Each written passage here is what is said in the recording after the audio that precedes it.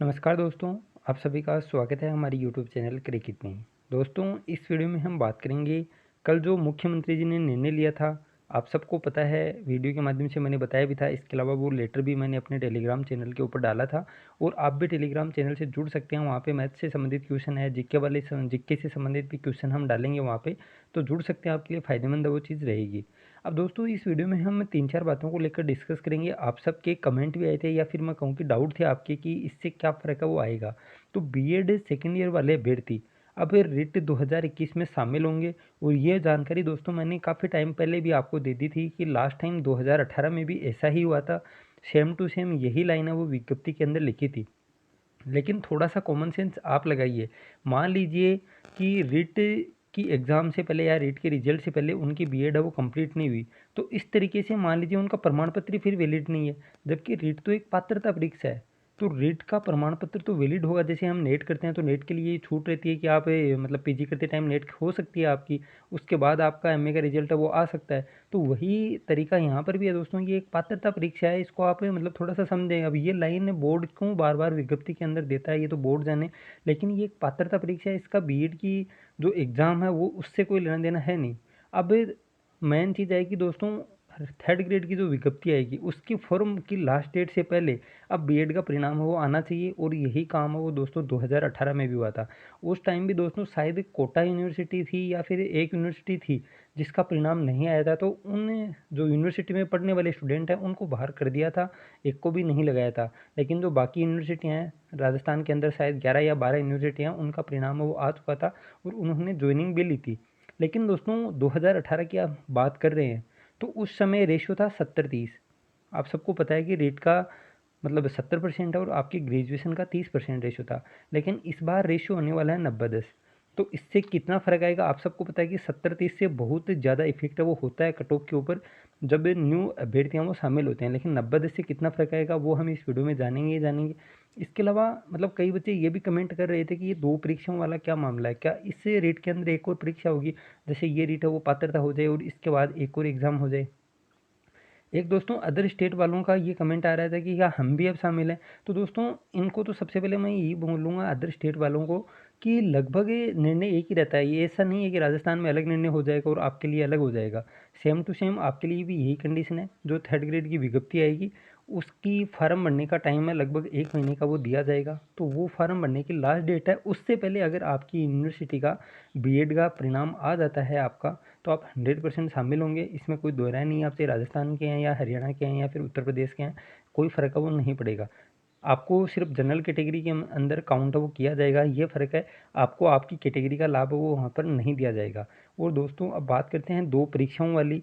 अब 2 परीक्षाओं वाला आपके मन में क्यों आया? क्योंकि यहाँ पे साफ-साफ ये देखिए लिखा हुआ है, इसलिए आपके मन में ये आ गया कि शायद हो सकता है कि इस भर्ती के अंदर भी 2 परीक्षाएँ हो जाएँ।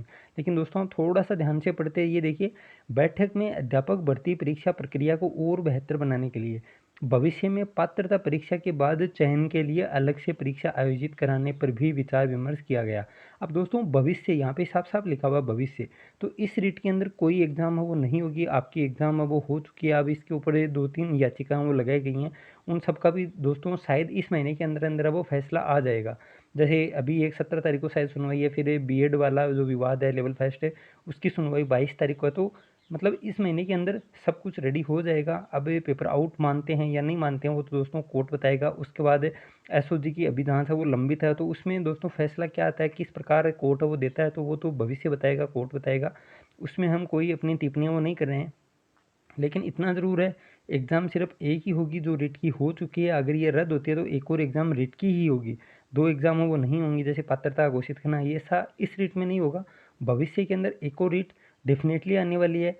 2023 के अंदर दोस्तों आपको देखने को मिल जाएगी। और उसके पद भी ये मान लेना, अगर पद बढ़ाए तो 30,000 के ऊपर भर्ती होगी और पद नहीं बढ़ाए तो दोस्तों ये मान लेना लगभग 40 से 50,000 पदों के आस-पास ये भर्ती होने वाली है, जो अभी 2023 के अंदर आएगी। 40 से लेकर 50,000 पदों के ऊपर भर्ती होगी दोस्तों। और अगर पद बढ़ते हैं इसमें तो दोस्तों ये मान लेना 30,000 के ऊपर तो फिर भी होगी। क्योंकि पद ऐसा नहीं है कि मतलब ट्विटर के ऊपर अभियान चलाने से 50,000 पद हो जाएंगे। मेरे हिसाब से मैं शुरू से बोल रहा हूँ 42,000 के आसपास पद वो हो सकते हैं। वो भी दोस्तों आप बार बार ये अभियान करेंगे और थोड़ा सा मतलब विज्ञापन वगैरह देंगे तो हो सकता है कि 42,000 हो जाएं, लेकिन 42 से प्लस होने की गुंजाइश मेरे को कम नज़र आ रही है। अब बात करते हैं दोस्तों मेन मुद्दे की। यह है सबसे ज़्यादा डाउट इसी का था कि कट ऑफ के ऊपर कितना इफेक्ट है वो आएगा शामिल होने से। अब दोस्तों लगभग 1 लाख कैंडिडेट हैं वो शामिल हो रहे हैं, तो फ़र्क तो आएगा और कट ऑफ बढ़ेगी, ये भी आप सबको पता है, लेकिन कितना फ़र्क आएगा। अब तुलना करते हैं दोस्तों 70-30 से, थोड़ा सा मतलब मैं समझा देता हूँ ताकि आपको भी समझने में आसानी हो। अब 70-30 और 90-10 होता ना दोस्तों रेशियो, तो फिर बहुत है वो इफेक्ट आ जाता। क्यों आ जाता? क्योंकि जो नए कैंडिडेट हैं, जैसे जैसे मान लीजिए कि आपने बीएससी है वो काफ़ी टाइम, जैसे कई स्टूडेंट हैं जिन्होंने 2010 है 2015 है इसके आसपास ग्रेजुएशन वो कर लिया था, तो उस टाइम दोस्तों मुश्किल से बीए के अंदर 50% और बीएससी में दोस्तों 60% के आसपास वो नंबर आते थे। जैसे जैसे मतलब अभी साल बढ़े हैं तो नंबर वो दोस्तों अच्छे आ रहे हैं, आपने देखा भी होगा। जैसे 2014-15 के आसपास जिसने ग्रेजुएशन किया था उसके 60% आ रहे हैं, लेकिन जिन्होंने 2018 के आसपास ग्रेजुएशन किया दोस्तों ऑटोमेटिक 10% वो बढ़ रहे हैं, तो उनके 70 आ रहे हैं। हर साल का स्कोर है वो दोस्तों बजाय पुराने सालों के स्कोर वो बढ़ रहा है। उसके पीछे कारण है कि पहले दोस्तों गवर्नमेंट जो कॉलेज हैं उन्हीं में एडमिशन वो ज़्यादा लिया जाता था, प्राइवेट कॉलेजों में एडमिशन वो कम होता था, तो उनके मतलब जो मार्क्स यहाँ से भेजे जाते हैं प्रैक्टिकल के, वो दोस्तों गवर्नमेंट कॉलेज के अंदर नंबर कम भेजे जाते हैं, तो उनका स्कोर वो कम होता था। और किसी को ये पता नहीं था कि जैसे रीट जैसी कोई एग्ज़ाम होगी भविष्य में, तो उनमें जैसे ग्रेजुएशन के मार्क्स हैं वो जोड़े जाएंगे, वरना फिर पहले वाले लोग भी शायद मेहनत करते तो उनके नंबर भी आ जाते थे। लेकिन ये है दोस्तों 70-30 से, ग्रेजुएशन का 10% मतलब 30% रेशियो होने से लगभग जिसके 10% भी ज़्यादा है उसका 3% स्कोर है वो ऑटोमेटिक बढ़ जाता था मेरिट के अंदर, तो ये इफेक्ट है वो ज़्यादा बढ़ता था। लेकिन अब है दोस्तों 90-10।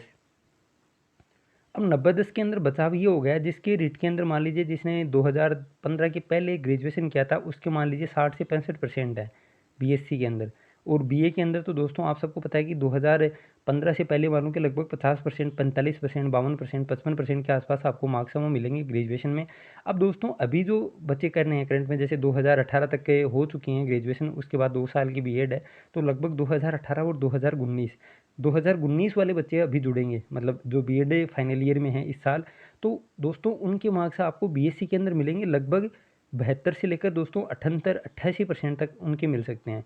और आपने देखा भी होगा सुरभि पारिक जिसके बीएससी के अंदर 88% है, यही मैं बता रहा था। अब उसके दोस्तों लगभग ये तो मतलब टॉपर्स हैं, लेकिन जो अमूमन एवरेज स्टूडेंट होता है उसके मार्क्स भी लगभग आपको 75% के आसपास बीएससी में मिलेंगे, और लगभग 62, 63, 65% के आसपास दोस्तों आपको बीए में मिलेंगे।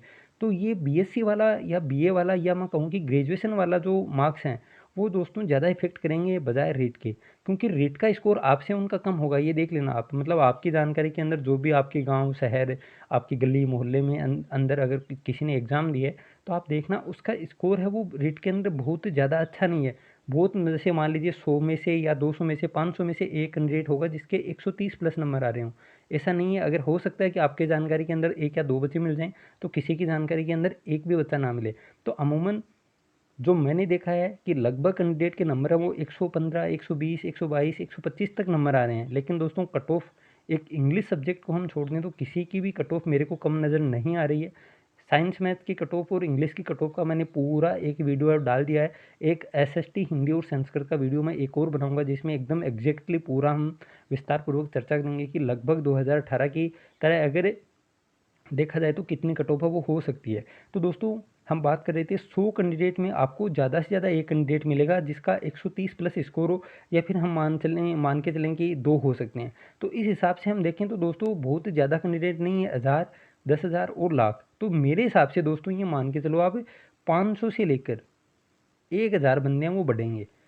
मेरे हिसाब से दोस्तों मैं ऊपर से ऊपर हम देखें तो 1000 से प्लस बंदे आपको नहीं मिलेंगे 130 प्लस वाले। अब ये भी नहीं है कि ये सभी एक सब्जेक्ट के हों, जैसे मान लीजिए ये सभी हिंदी के ही होंगे या सभी साइंस मैथ के होंगे या फिर सभी इंग्लिश के ही होंगे, हर सब्जेक्ट में बटेंगे।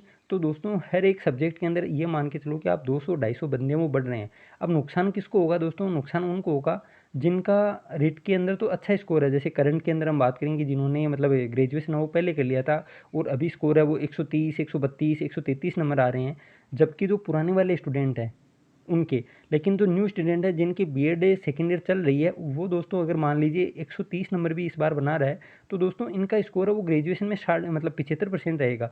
तो आप 70-10 से निकालेंगे तो इसका तो 7.5 है वो मिलेगा इसको 10% से, और इसके मान लीजिए 132 नंबर है और इसके अगर 55% ही ग्रेजुएशन में है, तो दोस्तों इसके 5.5 ही नंबर जुड़ेंगे। तो इस प्रकार ये 2% है वो ऊपर चला जाएगा। 130 नंबर इसके 2 ज़्यादा हैं, लेकिन फाइनल जो रिजल्ट है 90-10 से, उससे दोस्तों ये 130 वाला बंदा इससे ऊपर रहेगा। तो ये थोड़ा सा हम मोटा मोटी कंक्लूजन निकालें दोस्तों, तो लगभग ये मान के चलो कि 0.20 से 0.30 इससे ज़्यादा फर्क वो नहीं आएगा एक सब्जेक्ट के अंदर। 0.20 या 0.30% है वो दोस्तों ऊपर मेरिट 100% बढ़ेगी।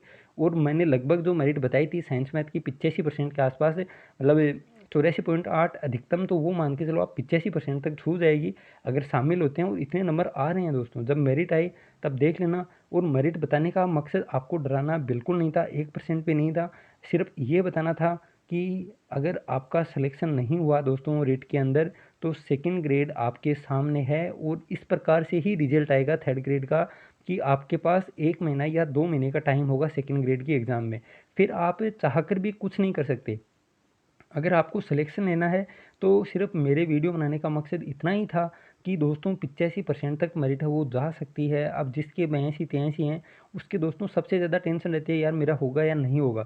तो इस टेंशन को दूर करें दोस्तों और आप ये सोचें कि मेरा नहीं होने वाला है। अगर उसके बाद दोस्तों आपका होगा भी तो आप सेकंड ग्रेड को छोड़ेंगे नहीं और सेकंड ग्रेड में भी आपका 100% हो जाएगा।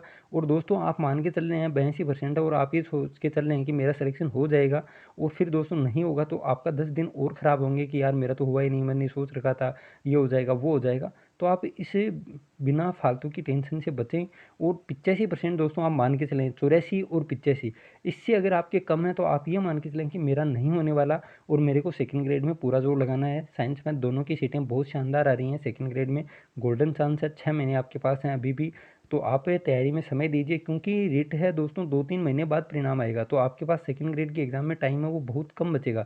यही मैं हर सब्जेक्ट के विद्यार्थियों को बोल रहा हूँ, चाहे आप इंग्लिश से हैं, चाहे उर्दू से हैं, चाहे एसएसटी से हैं, किसी भी सब्जेक्ट से हैं, आपके पास अभी ऑप्शन है, सेकंड ग्रेड भी है, फर्स्ट ग्रेड भी है। लेकिन रीट के रिजल्ट के बाद अगर आप ये देखें कि थर्ड ग्रेड की रिजल्ट के बाद कि हाँ अब मैं तैयारी कर लूँगा, तो दोस्तों फिर आप बहुत ज़्यादा पिछड़ जाएंगे। तो अभी आपके पास टाइम है। और जिसके 82-83-84% है, वास्तव में दोस्तों उन्होंने तैयारी तो की है, लेकिन अब पॉइंट 1 से रहे या फिर 2% से नौकरी नहीं मिलने वाली तो नहीं मिलने वाली। तो मेरा तो कहना यही है, आप इस टेंशन से बचें और तैयारी पे ध्यान दीजिए, ताकि आपका सिलेक्शन सेकंड ग्रेड में हो, थर्ड ग्रेड में हो, और टॉप रैंक के साथ होगा। अगर आप तैयारी करेंगे तो टॉप रैंक के साथ होगा। ये दोस्तों मैंने अपना अनुमान है वो बता दिया है। मेरे हिसाब से लास्ट में हम कंक्लूजन निकालें तो दोस्तों 0.20 से लेकर 0.30 इससे ज़्यादा फ़र्क है वो नहीं आएगा कट ऑफ के ऊपर किसी भी सब्जेक्ट में। इससे ज़्यादा फ़र्क नहीं आएगा। और फ़र्क क्यों नहीं आएगा दोस्तों, सीटें बहुत कम हैं, मेरिट पहले से ही बहुत हाई है। तो इसमें जब मेरिट हाई होती है तो इसमें फ़र्क है वो बहुत ही कम आता है, क्योंकि कैंडिडेट बहुत कम मिलेंगे। 130 प्लस ज़्यादा से ज़्यादा मेरे हिसाब से दोस्तों 1000 से ज़्यादा कैंडिडेट है वो नए वाले नहीं होंगे बीएड वाले। तो इससे बहुत ज़्यादा इफेक्ट है वो नहीं होगा। और दोस्तों सभी मैंने बता दिए हैं आपकी कि 2 परीक्षाएं नहीं होंगी, और अदर स्टेट वाले भी शामिल होंगे बीएड सेकेंड ईयर वाले। अगर उनका परिणाम पहले आता है तो आप ये ना सोचें, सभी शामिल होंगे। और जिनके नंबर कम हैं वो दोस्तों सेकंड ग्रेड की तैयारी शुरू कर दें। मैथ्स का सिलेबस हम भी करवा रहे हैं, तो हमारे साथ भी जुड़ सकते हैं। और बाकी जो भी आपको टीचर पसंद आ रहा है आप वहाँ से कोर्स लें और पढ़ाई शुरू कर दें। इस वीडियो में इतना ही, मिलते हैं जल्दी दूसरे वीडियो में। थैंक यू, जय हिंद, जय भारत।